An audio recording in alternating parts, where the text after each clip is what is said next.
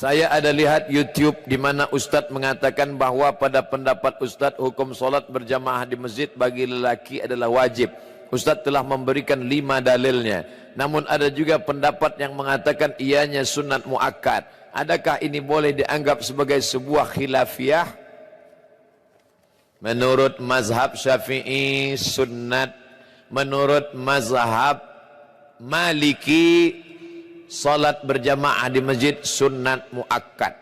Menurut mazhab Syafi'i fardu kifayah. Menurut mazhab Hambali fardu ain. Itulah mengapa banyak masjid di tempat kita orang tidak datang ke masjid kerana dia berpahaman fardu kifayah. Asal sudah ada imam dengan makmum, sudah fardu kifayah. Macam memandikan jenazah, fardu kifayah. Awak tak ikut mandi jenazah, dah cukup dah fardu kifayah. Allahu Akbar, Allahu Akbar. Awak tak ke masjid, fardu kifayah. Salahkah Imam Syafi'i? Tidak. Kerana masa itu masjid kecil orang banyak. Maka cukuplah yang ada di dalam masjid itu saja. Sekarang terbalik, masjid besar orang tak ada.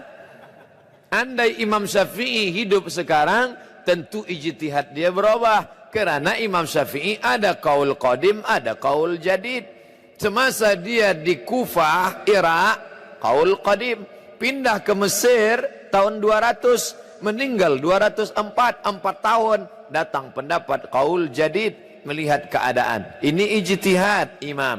Melihat keadaan sekarang, umat meninggalkan masjid, perlu kita ambil pendapat yang mengatakan fardu ain.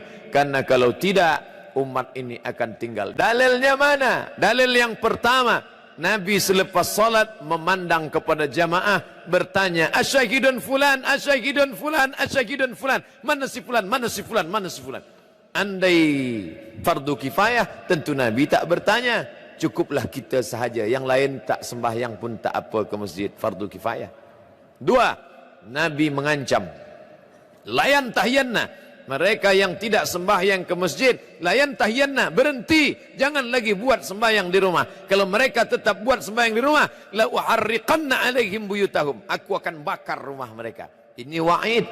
Menurut ilmu usul fiqh, wa'id litahdid, ancaman, litahrim, perbuatan itu haram. Maka haram, lawan daripada haram adalah wajib.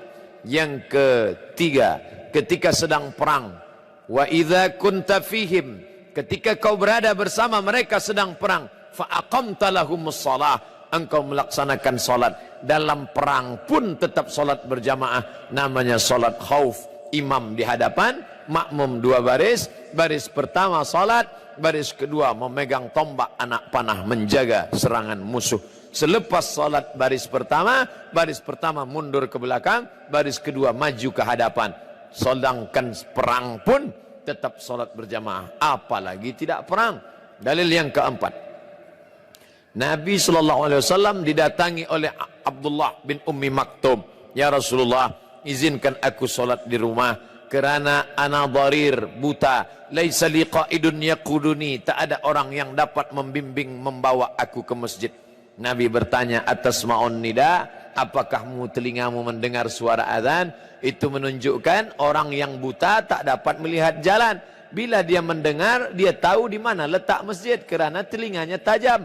Oh, di sana letak masjid. Apakah kau dengar suara azan? Ya, datanglah ke tempat itu kalau kau mampu.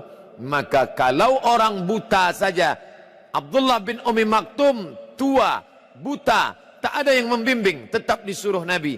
Apalagi yang sehat wal afiat. Cukup satu dalil bagi orang yang mau menerima kebenaran. Tapi 1001 hujah untuk menolak bagi yang bukan mencari kebenaran, tapi hidupnya mencari pembenaran.